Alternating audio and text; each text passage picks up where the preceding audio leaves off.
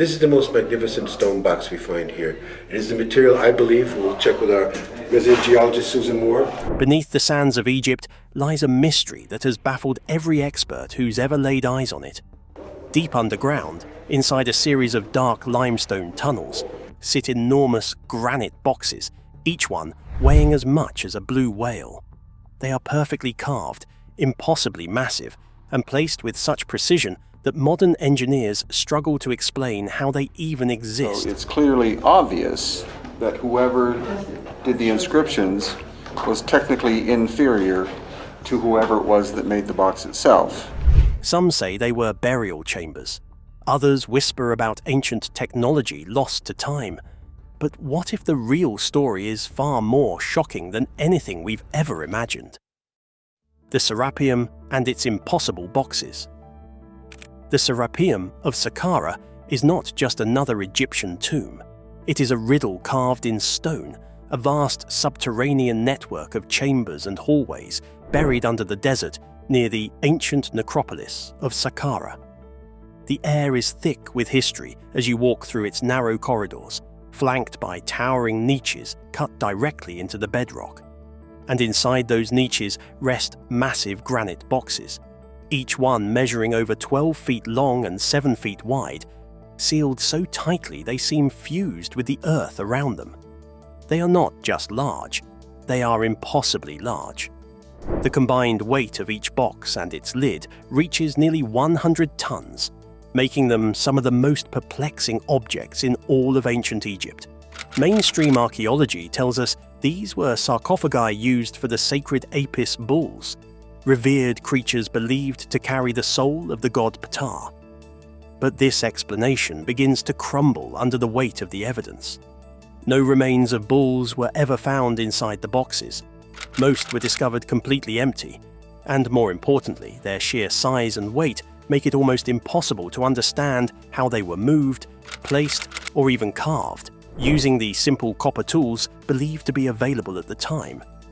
Some researchers have speculated that each box was quarried from Aswan, over 500 miles to the south. That granite is one of the hardest natural stones known to man. Even today, cutting it would require diamond-tipped tools and heavy machinery. Yet somehow, thousands of years ago, someone carved them with surgical precision and transported them across the Nile, through rugged terrain, and into an underground chamber with no clear access routes. The deeper you look, the more absurd it seems. One box, in particular, sits around a corner that no modern crane or cart could navigate, raising a question that no one can answer. How did it get there? Engineers have pointed out that the interiors of the boxes are perfectly square and polished to a degree that rivals modern laser cutting standards. Surface measurements have shown tolerances within 2 10,000ths of an inch. That level of precision defies every known tool or technique of the time. Were these people using a lost technology? Were they using techniques passed down from an even older civilization that history has completely erased? And why go to such lengths just to build a box for a bull? Some believe the builders knew exactly what they were doing, and that these boxes were never meant to be tombs at all. Their placement deep within the earth, aligned with magnetic north, and their construction from electrically conductive stone has led others to wonder if they served an entirely different purpose. Could they have been part of some kind of energy system? Were these the ancient world's version of capacitors or power storage devices? Or were they something even stranger, built by a people whose true capabilities have been buried along with them? This is where the mystery begins to take shape, not just as a curious artifact from Egypt's past, but as a serious challenge to our understanding of history, technology, and what may have been lost before our time even began. If that is just the entrance to the mystery, what are we about to find when we descend even deeper into the secrets of the Serapeum? Engineering that shouldn't exist. When engineers first began studying the granite boxes in the Serapeum, they were expecting to find rough edges and tool marks consistent with hand chisels or copper saws. Instead, what they discovered changed everything they thought they knew about ancient Egyptian craftsmanship. These boxes were not just large, they were machine precise. Their interiors are flat to an astonishing degree. In one instance, the interior surface of a box was found to be within 2/10,000ths of an inch of perfect flatness, a level of precision that requires industrial calibration tools even today. This is not speculation. It is documented. Modern engineers like Christopher Dunn have visited these sites with instruments capable of measuring flatness and squareness to engineering standards, and what they reported is deeply troubling to conventional archaeology. It is difficult to overstate just how impossible this precision is if you accept the mainstream view that ancient Egyptians only had access to copper chisels and stone hammers. Granite is not a soft rock. It ranks near the top of the Mohs hardness scale and resists shaping without specialized equipment. To cut granite today, construction crews use diamond saws, computer-controlled grinders, and powerful machinery. Yet the Serapeum's granite boxes were carved, hollowed, polished, and moved with a skill that surpasses even modern craftsmanship. In some cases, corners of the interior were so precise that modern steel squares showed no deviation at all from perfect right angles. This level of symmetry, over a box the size of a shipping container, carved from a single block of stone, is not just impressive. It is inexplicable using the tools we are told they had at the time. The question then becomes, how? How did they shape granite with that level of accuracy? How did they move something that weighed 100 tons through narrow tunnels deep underground? And perhaps most importantly, why would they go to such lengths to create these objects in the first place? Theories range from reasonable to wildly speculative, but no single explanation has yet addressed all the evidence. Moving 100-ton blocks would have required either incredible manpower or advanced lifting technology. Yet the Serapeum is located underground, in a series of passages with tight turns and uneven flooring. No team of laborers, no matter how well coordinated, could have maneuvered such a heavy object around corners and into tight-fitting niches without specialized gear. Even if the boxes were carved above ground and lowered into the Serapeum, that introduces more problems than it solves. The narrow shafts leading into the chamber cannot accommodate such cargo, and there is no evidence of tunnels wide enough to move something that size. Some researchers believe the boxes may have been carved on site, inside the chamber itself. But again, granite does not yield easily, and carving it underground presents a new set of complications, most notably lighting. The Serapeum has no windows and no natural light. If workers used fire-based torches, they would have left soot on the ceilings, but no such residue has been found. There are no traces of oil lamps or burn marks. The walls and ceilings are clean. This suggests either that the carving was done with a light source that left no trace, or the stone was somehow shaped in darkness, which makes no sense. One theory suggests the use of reflective mirrors to channel sunlight into the tunnels, but even that seems unlikely given the depth and twists of the layout. Another clue lies in the choice of material. Most of the boxes are made of rose granite from the quarries of Aswan, located over 800 kilometers to the south. Transporting such massive blocks across that distance would have required incredible logistical planning. The ancient Egyptians are known to have used barges along the Nile to move stones for pyramid construction, but nothing on the scale of these boxes. Some are also made from diorite, which is even harder than granite and more difficult to shape. Why choose such unforgiving materials unless you had a very specific purpose that required them? And why would that purpose be the burial of bulls, especially when no bulls have ever been found inside the boxes? Then there is the detail of the box and lid being made from the same stone. Many of the Serapeum boxes are cut in such a way that the lid and the base appear to have been fashioned from a single monolithic block. This has led some researchers to speculate that the stone may have had magnetic or energetic properties, which could only be preserved by keeping the lid and base as one piece. Cutting the stone this way is not just difficult, it is extremely risky. If the lid cracked during separation, the entire box would have been ruined. And indeed, at least one unfinished box in the Egyptian Museum shows this exact failure. The lid was broken during carving, and the entire project was abandoned. This kind of precision cutting suggests knowledge of material stress, density, and perhaps even energy flow, concepts far beyond what we credit to ancient civilizations. Some have theorized that the boxes were part of a larger energy system.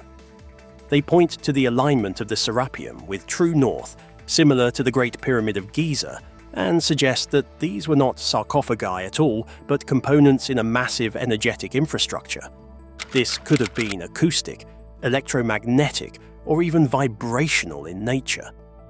While there is no hard evidence of electricity in ancient Egypt, the layout and material choices raise questions that traditional explanations simply do not address. If these boxes served a technological purpose, whether for resonance, storage, or containment, then we are not looking at religious tombs. We are looking at technology, ancient but far from primitive. And if we are already seeing clues of advanced knowledge in the shape, size, and construction of these boxes, what other secrets might still be waiting, buried deeper beneath the sand? Buried truths and academic denial. When Auguste Mariette uncovered the Serapeum in the mid-19th century, what he found did not fit neatly into the romantic expectations of Egyptian tombs. These were not crypts adorned with painted walls, lavish treasures, or the carefully wrapped mummies of royal bulls. Instead, what emerged was a labyrinth of tunnels, lined with towering boxes that echoed with a silence far more unsettling than death. They were empty. Not just one or two, but nearly every single one of them was completely hollow. No inscriptions inside, no bones, no offerings, just clean, cold granite. And that silence, the sheer emptiness, set off a chain of confusion that continues to this day. The official story, repeated in museum plaques and history books, says these boxes were designed to hold the remains of sacred Apis bulls, animals worshipped for their connection to Ptah and Osiris. According to this view, the immense size of the boxes was symbolic, meant to reflect the divine status of the bulls interred inside them. But that logic begins to fall apart when examined closely. Bulls do not require a 100-ton coffin. No embalmed animal, no matter how revered, would necessitate such extreme engineering. And when every single box is found empty, except one that had to be blasted open with gunpowder just to get inside, the theory begins to wobble under its own weight. Modern Egyptologists tend to dismiss these concerns with familiar phrases. They say the tombs were looted in antiquity. They claim the remains may have decayed or were lost to time. But that does not explain the lack of residue, the absence of any organic material, or the sheer perfection of the containers themselves. It also does not explain why there is no soot on the ceilings, no torch burns, no signs of traditional funerary rituals having taken place. What it does suggest, however, is that the accepted explanation may be wrong. This is where the conversation turns from archaeology to something far more controversial. Over the years, researchers have looked into other anomalies in ancient Egypt, places like the Great Pyramid, the Osirian at Abydos, and the so-called unfinished obelisk at Aswan, and found similar questions without answers. The Serapeum fits this pattern perfectly. It appears to be part of a broader puzzle that defies our standard timeline of human development. And just like those other mysteries, it has drawn attention from an unexpected source. The conspiracy-minded, the fringe theorists, and the independent investigators who refuse to accept easy answers. One of the most persistent questions they ask is this: if the Serapeum boxes are truly as advanced as they seem, then who built them? Not just the names and faces painted on temple walls, but the minds behind the mathematics, the logistics, and the execution. Because what stands in the Serapeum is not the work of experimentation. It is not the crude attempt of a civilization trying something for the first time. It is mastery. Whoever made these boxes knew exactly what they were doing. They selected the materials with care, shaped them with impossible precision, transported them across vast distances, and placed them in exact locations within an underground facility that may never have been meant for human eyes. This naturally leads to questions about the true timeline of ancient Egypt. Most of what we consider Egyptian history comes from the dynastic period, which begins around 3000 BC. But there are older layers to this story, levels of civilization that predate even the earliest pharaohs. Legends from the pre-dynastic era speak of a time when the gods themselves ruled Egypt, a period ruled by divine beings or advanced ancestors whose presence left behind only myths and megaliths. These stories are easy to dismiss until you walk the halls of the Serapeum and realize that the explanations offered by academia fall flat. The Smithsonian has long played a curious role in these debates. Though the Serapeum itself is not under their direct purview, the institution has often found itself at the center of accusations about suppressed evidence, hidden artifacts, and historical censorship. Some point to the Smithsonian's long-standing silence on other out-of-place discoveries, bones that appear to be giants, maps showing pre-Ice Age coastlines, and artifacts made with unknown metallurgy as proof of a larger agenda. The theory goes that institutions like the Smithsonian are more interested in protecting the established timeline than in updating it with inconvenient truths.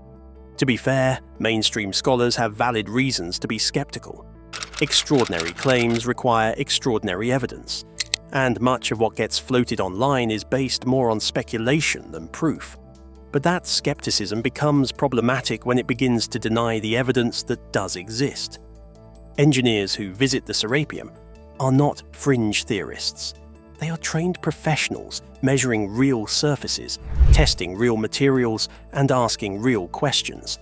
And what they are finding does not fit the narrative that stone tools and sleds created this site. What makes the Serapeum even more baffling is that it exists out in the open. Anyone can walk its halls. Anyone can see the boxes. Yet the silence surrounding their creation remains nearly total. Museums do not display tools capable of carving 100-ton granite blocks with mirror-like finishes. No workshops have been found near Saqqara that could explain how the boxes were produced. There are no hieroglyphs detailing the construction process. It is as if the knowledge itself was never meant to be remembered, or perhaps it was never Egyptian at all. Which leaves us with an uncomfortable possibility. What if the Serapeum is not a product of dynastic Egypt, but a relic from a civilization that predates it entirely? A civilization erased by flood, war, or time itself, leaving behind only the things that could not be destroyed. And if that is true, then we have to ask the question no one in power seems willing to confront. What else might they have built that we still do not understand? Echoes of a forgotten civilization. Walking through the dim tunnels of the Serapeum, the scale and precision of the stone boxes demand not just admiration, but a rethinking of ancient history. These containers exhibit machining so exact and surfaces so smooth that they challenge our traditional understanding of what was possible with copper chisels and wooden sleds. Some surfaces are flat to within 2/10,000ths of an inch, a level of perfection unseen in other comparable ancient constructions. How could this have been achieved thousands of years ago, underground, with no visible workshop tools? Engineers have tested the stones with lasers and found mirror-flat planes that suggest they were cut and polished using advanced techniques, perhaps even electricity. The granite itself comes from quarries over 500 miles away in Aswan, another layer of complexity. Transport alone would have required massive logistical capabilities. And yet, beyond the boxes and the tunnels, archaeologists have found no sign of workshops, tool holes, or fabrication debris. These factors point toward one conclusion that refuses to be dismissed lightly. The Serapeum may have been built during a lost era of human ingenuity, an era so ancient that its memory was erased by time, yet so advanced that it left behind structural marvels we still struggle to explain. The idea that dynastic Egyptians inherited this site rather than created it gains ground here. If true, it would suggest a lineage of builders whose knowledge was either passed down in fragments or lost altogether. Another possibility is that the Serapeum represents not just funerary architecture, but a functional installation, perhaps a power device, a capacitive reservoir, or a resonant chamber designed for energy generation or transmission.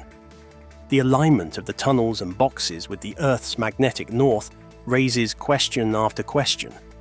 Were these alignments symbolic, or were they functional? Were they part of a system tuned to cosmic or terrestrial frequencies? We must also confront the implications of academic denial.